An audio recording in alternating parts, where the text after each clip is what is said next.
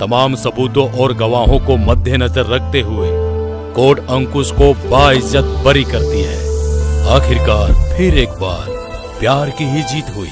साल भर कैसे बिना तुहरा बीतल, आखिर ये सोना मोहब्बत ही जीतल।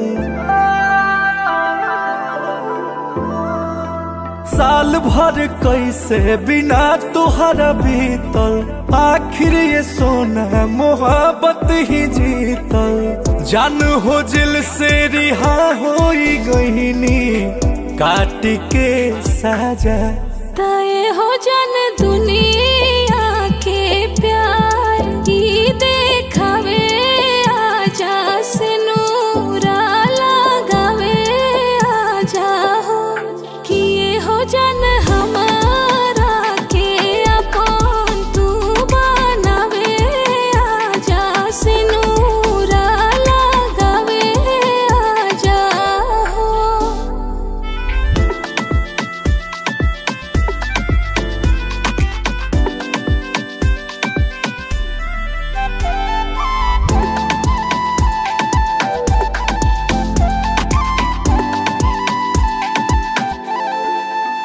का फसाना भइल संगे कहना भइल, जब से मुजरिमी तोहरो दीवाना भइल। जान छोड़ा वो बात अब नहीं खे साहत, देह सूखा पड़ल बाटे खो जाता साथ। बेरी बेरी तू याद पुराना का कर लू ताजा, तय हो जान दुनिया के प्यार ई देखावे, आजा से नूरा लगावे, आजा हो किए हो जान हमारा के अपन तू बनावे, आजा से नूरा लगावे, आजा हो।